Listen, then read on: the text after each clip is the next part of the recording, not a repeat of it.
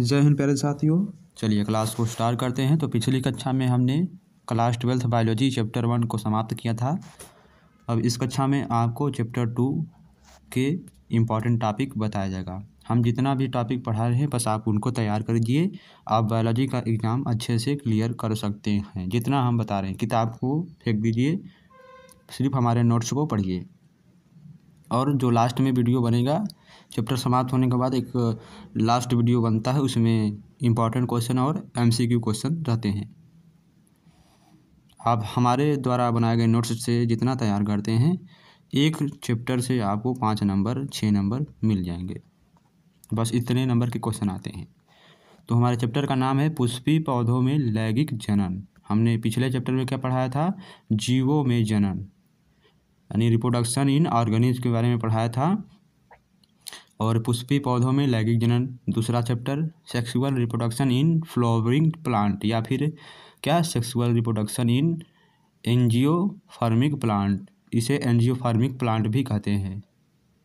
एंजियोफार्मिक यानी ANGIOSP स्पर्मिक SPERMIC plant इसे कहते हैं। यहाँ पर चेंज रहेगा। तो पहली हेडिंग हमारी आती है पुष्प की संरचना। तो अक्सर यह क्वेश्चन एग्जाम में आता है, पुष्प की संरचना। तो आप किताबों में देखेंगे अक्सर चित्र जो बना होता है वह गुड़हल के फूल का ही शायद बना होता है। तो एग्जाम में पुष्प की संरचना पूछेगा तो आप पुष्प की स्ट्रक्चर यानी संरचना को बना देंगे। स्ट्रक्चर ऑफ फ्लावर, यहाँ पुष्प की संरचना दिया गया। वीडियो को थोड़ा हम यहाँ पर ऐसे करते हैं तब दिखाई देगा। हाँ, यहाँ पर देख सकते हैं यह पुष्प की संरचना है। तो पुष्प के यहाँ पर देखिए क्या दिया है, यह क्या है? यह क्या है? पुष्प का बाह्य दलपुंज है। क्या है? बाह्य दलपुंज है। और यह क्या है? पुष्प का अंडाशय है। और यह क्या है? दलपुंज है पुष्प का। और क्या है? स्त्री केसर है। क्या है? स्त्री केसर है। और यह क्या है? यहाँ पर जो बना हुआ है यह वर्तिका है। और यह ऊपर का क्या दिया गया है? यह वर्तिकाग्र है। जो उसके नीचे का लाइन है यह वर्तिका है, और जो ऊपर का इस तरह से ऐसे बना हुआ है वह वर्तिकाग्र है। और नीचे क्या दिया गया है यहाँ पर? और यह जो बना गया है वह क्या है? डंठल तंतु है। क्या है? डंठल तंतु है। और डंठल तंतु से में पुंकेसर होता है। परागकोश में पुंकेसर होता है। पुष्प के परागकोश में पुंकेसर होता है। ठीक है, यहाँ पर दिया है। इसका नाम क्या है? परागकोश नाम है इसके। यह भी परागकोश है। और यह क्या है? पुंकेसर। पुष्प के क्वेश्चन आता है, पुष्प के किस कोश में पुंकेसर होता है? तो परागकोश में पुंकेसर होता है। और यहाँ पर बीजांडु या गुरु बीजांडुधानी, यह जो अंदर दिया गया है यह गोला सा, यह क्या है? बीजांड है, या तो गुरु बीजांडुधानी। देख सकते हैं पुष्प की संरचना कितना सिंपल भाषा में पुष्प की संरचना है। और आपको अच्छी तरह से यानी साफ सुथरा चित्र है, आपको अच्छी तरह से समझ में आएगा कहाँ पर क्या है। अब नीचे बढ़ते हैं हम। पुष्प की संरचना क्या है? पुष्प की संरचना तो आवृत्त बीजी पौधों का विशिष्ट लक्षण उसमें पुष्पों का उत्पन्न होना। क्या है? पुष्पों का उत्पन्न होना। एक पुष्प में 4 चक्र पाए जाते हैं। कौन कौन से? एक पुष्प में 4 चक्र पाए जाते हैं। पहला चक्र कौन सा है? बाह्य दलपुंज क्लेक्स, दूसरा है दलपुंज, तीसरा है पुभंग, और तीसरा है जायांग। ठीक है, यही 4 पाए जाते हैं। इन चारों के बारे में आगे आगे बारी बारी से हम बात करते हैं। तो बाह्य दलपुंज तथा दलपुंज क्या है? बाह्य दलपुंज तथा दलपुंज सहायक चक्र कहलाते हैं। क्या सहायक चक्र कौन कौन से कहलाते हैं? तो बाह्य दलपुंज और दलपुंज सहायक चक्र कहलाते हैं। जबकि पुष्प यह पुमंग है, यह पुमंग है। पुमंग और जायांग क्या आवश्यक चक्र कहलाते हैं? आवश्यक चक्र कौन कौन से कहलाते हैं? पुमंग और जायांग आवश्यक चक्र कहलाते हैं। नेक्स्ट क्या है? क्योंकि पुंकेसर यानी पुंकेसर को ही हम पुमंग कहते हैं।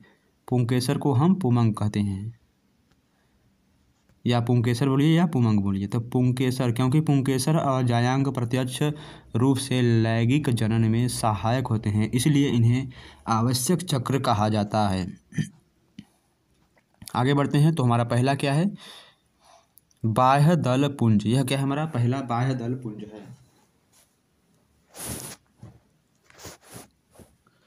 तो हमारा पहला है बाह्य दलपुंज। इसकी परिभाषा क्या है? यह पुष्प का प्रथम चक्र होता है। क्या? यह पुष्प का प्रथम चक्र होता है जो अधिकांश हरे रंग का होता है। पुष्प का प्रथम चक्र होता है बाह्य दलपुंज, वह हरे रंग यानी ग्रीन कलर का होता है। बाह्य दलपुंज अनेक बाह्य दलों यानी स्पेल से मिलकर बना होता है। नेक्स्ट प्रश्न है दलपुंज यानी कोरोला। यह पुष्प का दूसरा चक्र है जो अनेक दलों यानी प्लेट्स से मिलकर बना होता है। प्लेट से मिलकर बना होता है। यह पुष्प का यानी जो दलपुंज होता है यह पुष्प का दूसरा भाग होता है, दूसरा भाग या दूसरा चक्र होता है जो अनेक दलों से मिलकर बना होता है। इसका महत्वपूर्ण कार्य है परागकण में कीटों को अपनी तरफ आकर्षित करना होता है। यानी इसका प्रमुख कार्य है, दलपुंज का प्रमुख कार्य है परागकण में कीटों को अपनी ओर आकर्षित करना या अपनी तरफ खींचना। आगे बढ़ते हैं। पुंबंग या पुंकेसर। क्या है? पुंबंग या पुंकेसर। पुंबंग पुष्प का तीसरा चक्र है। क्या है? पुंबंग या पुंकेसर। पुंकेसर पुष्प का तीसरा चक्र है। यह एक या एक से अधिक पुंकेसरों यानी स्टैमेंस से मिलकर बना होता है। पुंबंग पुष्प का नर भाग होता है। क्या? नर भाग होता है, यानी नर मतलब आदमी।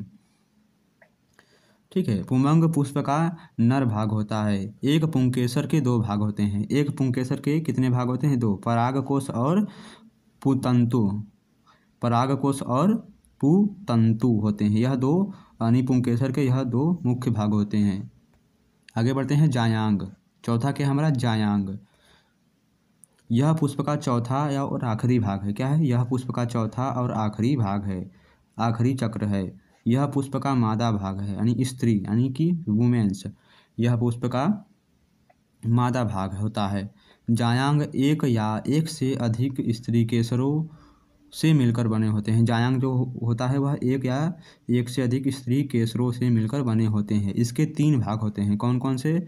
इसके जायांग के तीन भाग होते हैं। कौन कौन से? वर्तिकाग्र, वर्तिका और अंडाशय। वर्तिकाग्र, वर्तिका और अंडाशय यह किसके भाग हैं? जायांग के तीन भाग हैं। और पुंकेसर के परागकोश और पुतंतु हैं, यह दो भाग हुए। यह सब क्वेश्चन आते हैं।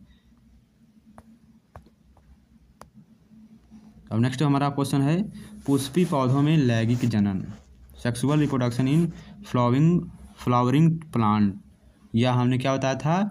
Angiospermic plant. आइए इसकी डिफिनीशन तो पढ़ते हैं। तो आवित्रजीवी पौधों में पुष्प उसका लैंगिक अंग होता है। क्या? आवित्रबीजी पौधों में पुष्प उसका लैंगिक अंग होता है। पुष्प में नर जननांगों के रूप में पुंकेसर तथा मादा जननांग के रूप में स्त्री केसर का निर्माण होता है। पुंकेसर और स्त्री केसर के कितने कितने भाग होते हैं? कमेंट बॉक्स में बताइए आप। पुंकेसर व जायांग के अंदर अर्धसूत्री विभाजन फलस्वरूप क्रमशः परागकण व महाबीजाणु का निर्माण होता है। परागकण से नर युग्मोद्भिद एवं महाबीजाणु से मादा युग्मकोद्भिद का निर्माण होता है। नर युग्मकोद्भिद से नर युग्म बनता है। मादा युग्मोद्भिद में अंड कोशिका यानी एग सेल बनती है। नर युग्म एवं अंड कोशिका के संयुग्मन से युग्मनज बनता है। निषेचन पश्चात युग्मनज युक्त बीजांड को बीज कहते हैं। बीज के अंकुरण से नए पौधे का निर्माण होता है। यह सभी घटनाएं क्रमिक रूप से 3 अवस्थाओं में पूर्ण होती हैं। यह सभी जो घटना है यह क्रमिक रूप से यानी कि क्रम के अनुसार नंबर बाय नंबर 3 अवस्थाओं में पूर्ण होती हैं। पहली अवस्था है इसके बारे में हमने आपको बताया था, निषेचन से पूर्व घटना, निषेचन और निषेचन के पश्च घटना। इन तीनों के बारे में हमने बताया था। तो ज़रा एक बार इसके बारे में आप थोड़ा सा बता दीजिए हमें कमेंट बॉक्स में। निषेचन के पूर्व घटना, निषेचन और निषेचन पश्च घटना, यह सभी में काम करेगा। अब क्या है? पुमंग या पुंकेसर। तो पुमंग पुष्प का नर जननांग है। पुमंग की इकाई को पुंकेसर या लघु बीजाणु पड़ कहते हैं। लघु बीजाणु पड़ कहते हैं। आवित्र बीजी पौधों का परागकोश 2 पालियों वाला होता है, अतः आवित्र बीजी परागकोश द्विपालित संरचना है। प्रत्येक परागकोश पाली में 2 पृष्ठकोष्ठ होते हैं। इन्हें परागपुर या लघु बीजाणुधानी कहते हैं। लघु बीजाणुधानियों के अंदर परागकणों या लघु बीजाणुओं का निर्माण होता है। अब यहाँ पर आपको परागकोश की संरचना दिखाया गया है। तो एक परागकोश द्विपालित होता है। क्या? एक परागकोश द्विपालित होता है। प्रत्येक में 2 कोष्ठक होता है। पूर्ण परागकोश एक चतुर्थ कोष्ठीय संरचना होती है। इसके चारों कोनों पर एक लघु बीजाणुधानी होती है। लघु बीजाणुधानियों में लघु बीजाणुओं अर्थात परागकण का निर्माण होता है। देख सकते हैं जैसे जैसे डिफिनीशन दिया गया है वैसे वैसे यहाँ पर इसका चित्र है। देखिए पहले क्या कहा था, 2 कोष्ठ होते हैं और फिर क्या कहता है कि एक पूर्ण दिया है 2 कोष्ठ होता है। फिर पूर्ण परागकोश एक चतुर्थ कोष्ठीय संरचना होती है। यहाँ पर देखिए चतुर्थ कोष्ठीय संरचना है। फिर इसके बाद क्या है, इसके चारों कोनों पर एक लघु बीजाणुधानी होती है। देखिए इसके चारों कोनों पर एक लघु बीजाणुधानी है। क्या है? लघु बीजाणुधानी यहाँ पर दिया गया है। अब इसी चीज़ को थोड़ा बड़े में दिखाया है। लघु बीजाणुधानियों में लघु बीजाणुओं अर्थात परागकण का निर्माण होता है। यहाँ पर देख सकते हैं इसे लघु बीजाणुधानी कहते हैं। अब इसके अंदर किसका निर्माण होता है? लघु बीजाणुओं अर्थात परागकण का इसके अंदर निर्माण होता है। इसकी संरचना है परागकोश की संरचना सिंपल भाषा में। अब नीचे है लघु बीजाणुधानी संरचना। तो लघु बीजाणुधानी नीलिचार यानी लघु बीजाणुधानी के निम्नलिखित 4 परतों से मिलकर बना होता है। नीली का मतलब क्या था? निम्नलिखित 4 परतों से मिलकर बनी होती है। पहला परत क्या है हमारा? बाह्य त्वचा। तो यह सबसे बाहरी एक परतीय चटपटी सतह है। क्या है? बाह्य त्वचा। यह सबसे बाहरी एक परतीय चपटी सतह है। दूसरा क्या है? अंतस्थिशियम। यह दूसरी एक परतीय यानी होती है। यह क्या है? यह दूसरी है एक परतीय होती है। ये परागकोश के स्फुटन में सहायक होती है। स्फुटन में सहायक होती है। नेक्स्ट मध्य परत। यह परत 3 से 4 पर स्तरीय होती है। यह परत 3 से 4 स्तरीय होती है। चौथा है टेपिरम। ये पिरामिड आकार की एक स्तरीय परत होती है। यह पिरामिड आकार की एक स्तरीय परत होती है। यहाँ पर इसका चित्र दिया गया है, देख सकते हैं। तो अंतस्थिरियस क्या दिया है? अंतस्थिशियम। और यह क्या है? बाह्य त्वचा है। और यह मध्य परत है। और यह टेपिरम है। टेपिरम का आकार क्या है? पिरामिड जैसा है। ऐसे देखिए पिरामिड जैसा है, गोल आकार का।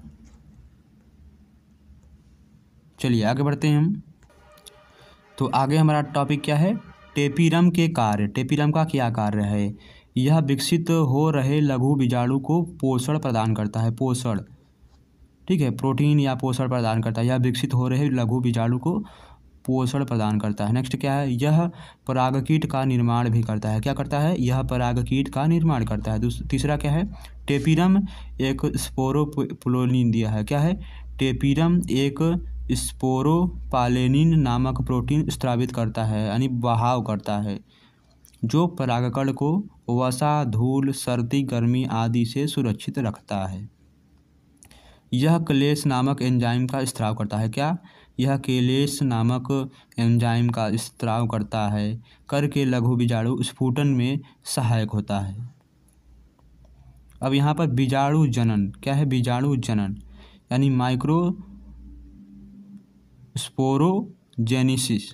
माइक्रोस्पोरोजेनेसिस।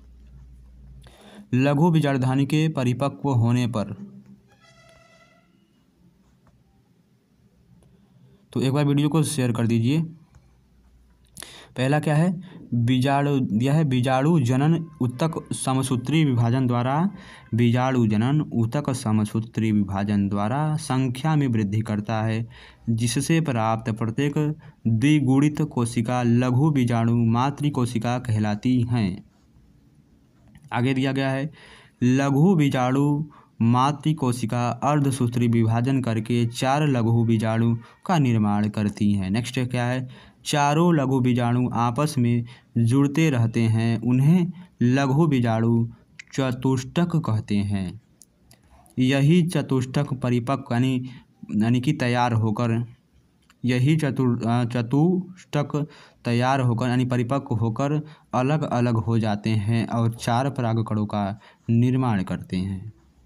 जैसे यहाँ पर हमने आपको बताया था, यहाँ पर 2 था, 2 से यहाँ पर ऐसे 4 हो गए, फिर 4 से यहाँ और बड़े बड़े हो गए। तो यहाँ पर यह है परागकोश का स्फुटन, यहाँ पर देख सकते हैं, यह परागकोश का स्फुटन है। यहाँ इसका चित्र दिया गया है, यह इसके अंदर क्या है, यह परागकोश का स्फुटन है।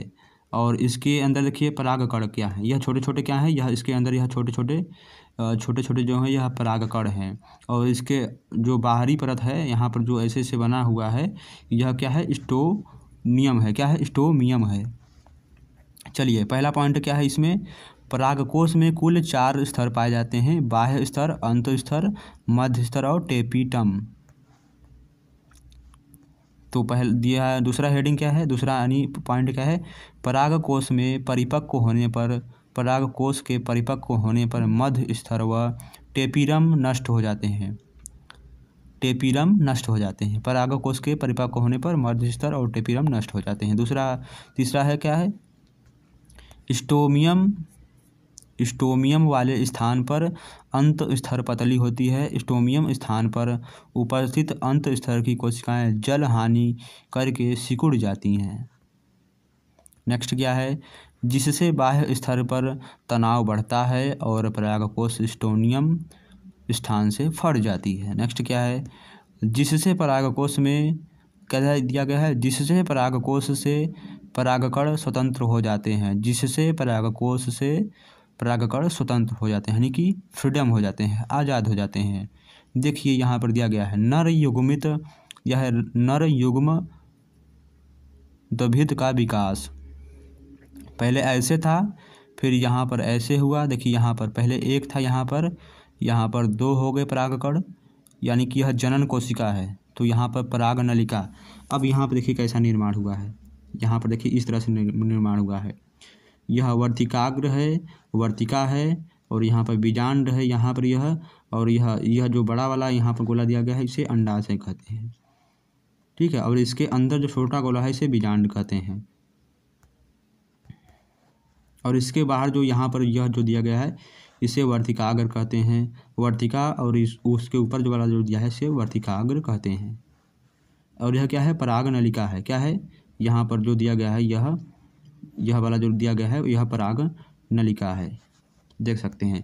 अब इसके बाद नेक्स्ट हेडिंग आपकी क्या होगी, परागकण की संरचना। इसके बाद आपको नेक्स्ट हेडिंग परागकण की संरचना के बारे में बताया जाएगा। आज के लिए इतना काफ़ी, बाकी सभी वीडियो का PDF हम टेलीग्राम में डाल देते हैं। टेलीग्राम लिंक का जो है डिस्क्रिप्शन बॉक्स में आपको दे दी जाएगा, आप वहाँ से क्लिक करके ज्वाइन हो सकते हैं।